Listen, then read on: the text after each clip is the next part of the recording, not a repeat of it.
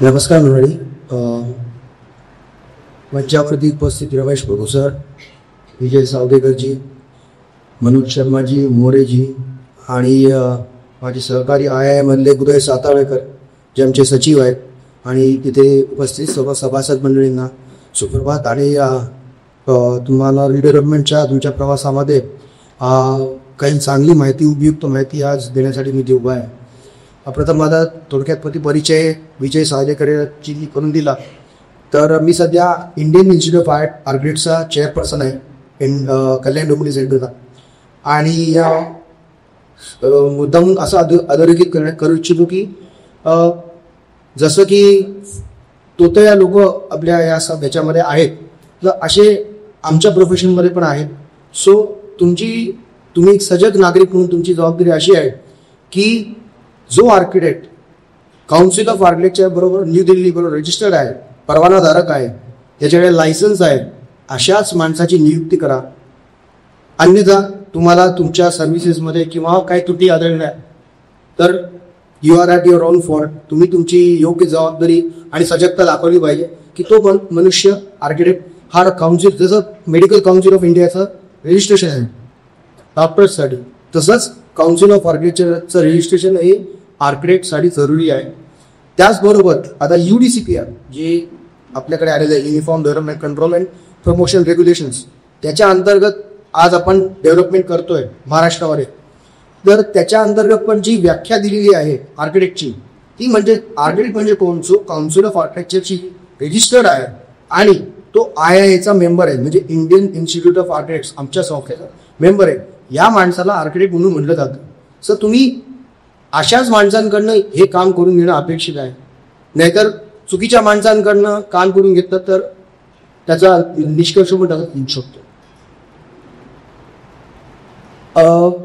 आता त्याच्यानंतर आपण आता सेल्फ डेव्हलपमेंट, आता मागच्या 2 सेमिनारला कोण कोण आलेले होतं, म्हणजे या मी आले म्हणजे मोजकी लोक आले ते.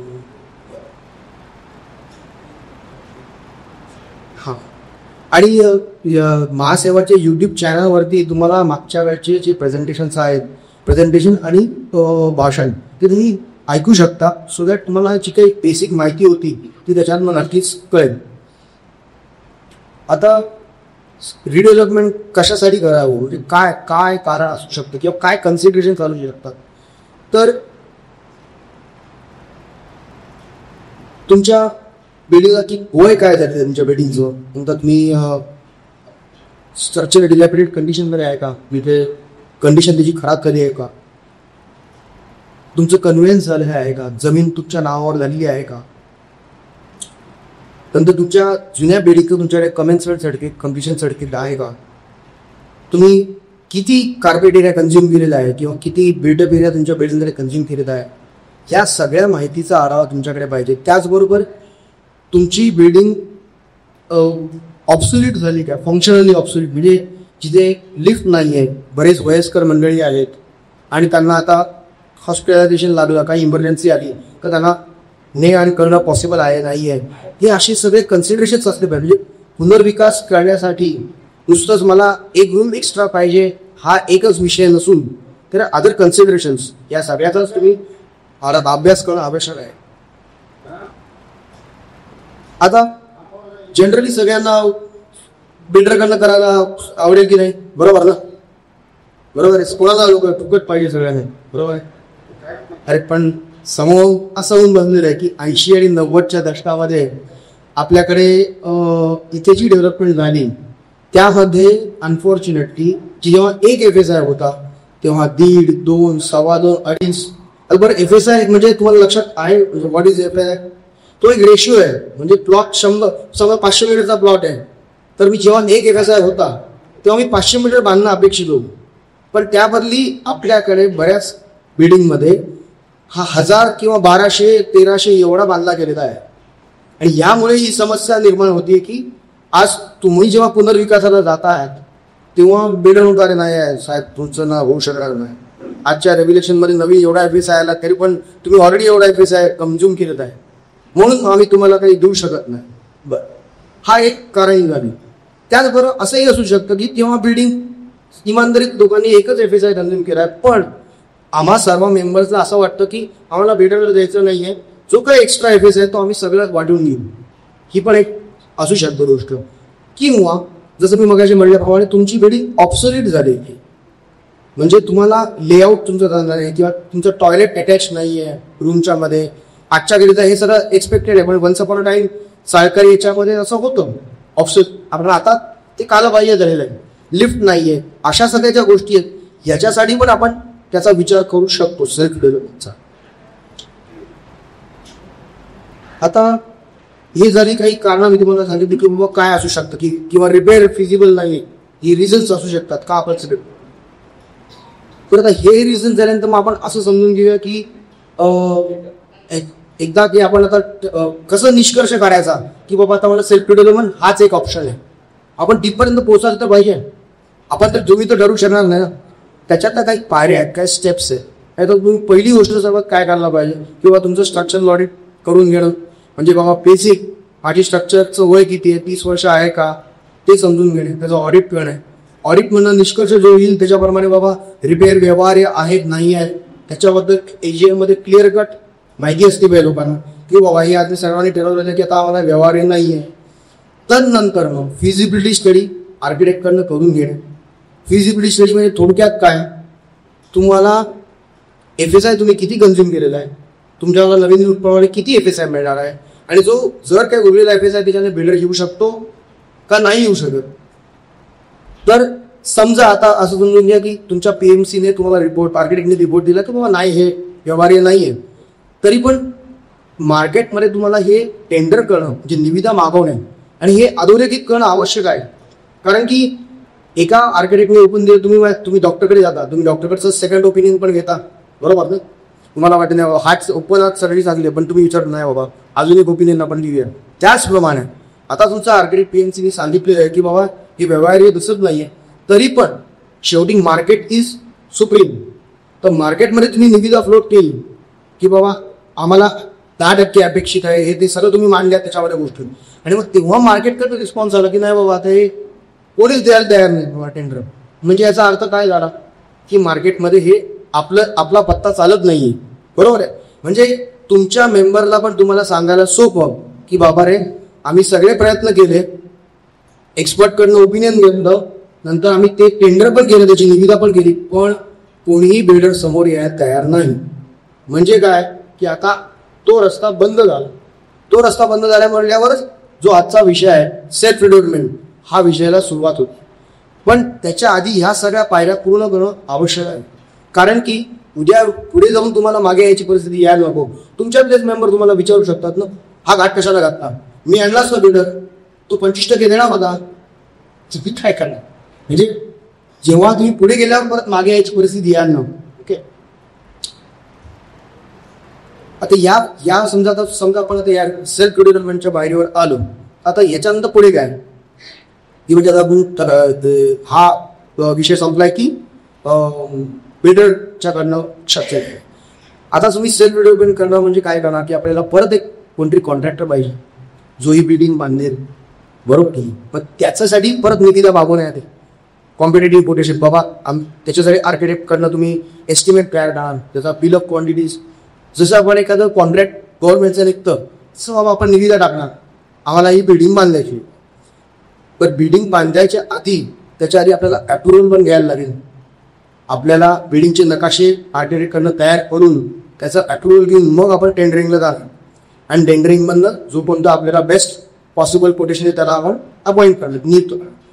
तर हे इम्पॉर्टंट गोष्ट आहे सेल्फ डेव्हलपमेंटमध्ये. इव्हन बँक जे फंडिंग करते ते फंडिंग पण तुम्ही तुमचं अप्रुव्हल घेतल्यानंतर आहे.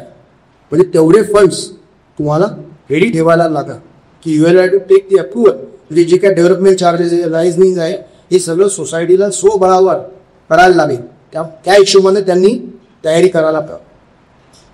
आणि मग एकदा का तो कॉन्ट्रॅक्टर अपॉइंट झाला की then it is execution of work, की ज्याच्यामध्ये तुमचं आर्किटेक्ट आणि स्ट्रक्चरल इंजिनियर पण येईल त्याच्यानंतर, की जो की त्याची देखरेख करून ते काम तरीच नाही देत किंवा अप टू एक्झिक्युशन.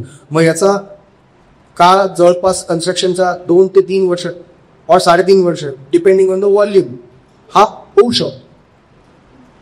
आता ही एक तुम्हाला मी ओव्हरऑल ब्रॉड आयडिया दिलेली आहे की सेल्फ डेव्हलपमेंटचे बरेच खास खळगे आहेत. मी अगदी त्याच्या डीपमध्ये जात नाही.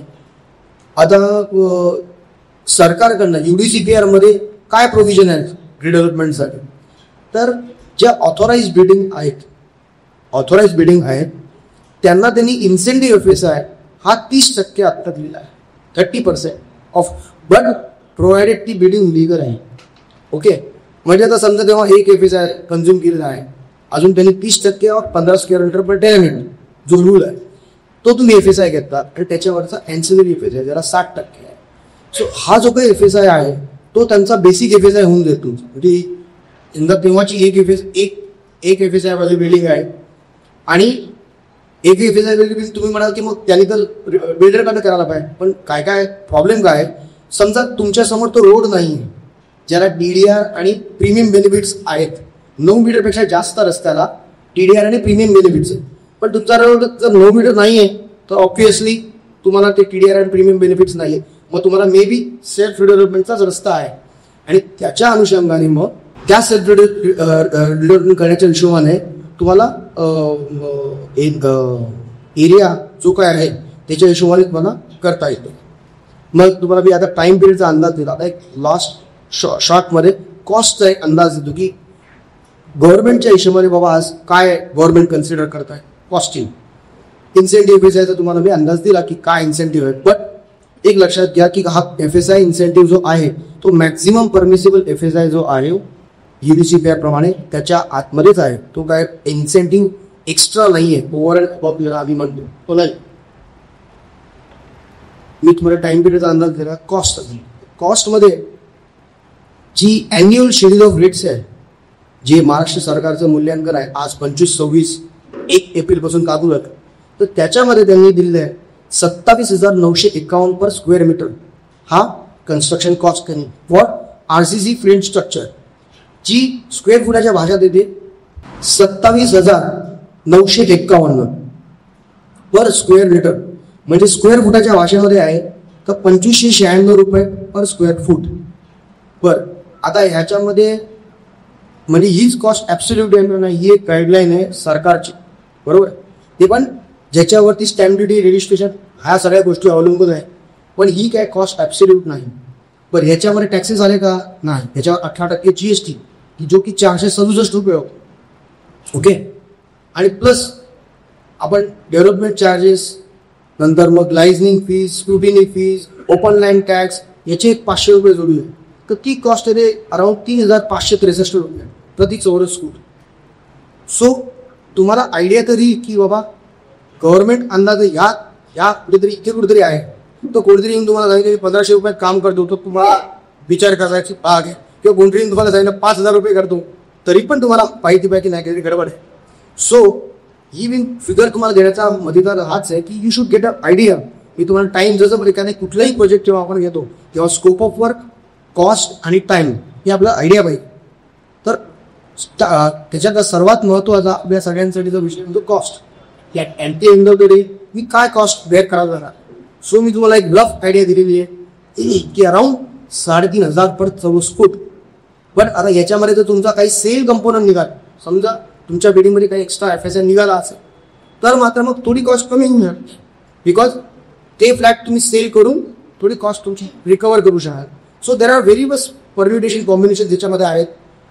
ही मी तुम्हाला एक रफ कॉस्ट सांगितली. परत त्याच्यामध्ये अजून पण वेगळे प्रकार आहेत की तुम्ही फक्त लेबरवर कॉन्ट्रॅक्ट दिलं आणि मटेरियल तुम्ही प्रोक्युअर केलं, again the cost to be reduced. हे मी सांगितले हे ॲब्सोल्यूट बाबा कॉन्ट्रॅक्टरला आपण काम देऊन का तर काय. Okay, so there are various parameters to this, various details. हे ब्रॉडर आयडिया दिलेली आहे. आय थिंक याच्याने तुम्हाला एक ब्रॉडर व्ह्यू मिळालेला आहे आणि प्रश्नोत्तराच्या ह्याच्यामध्ये अजून काही तुमचे प्रश्न असतील तर आपण सॉल्व्ह करू. थँक्यू.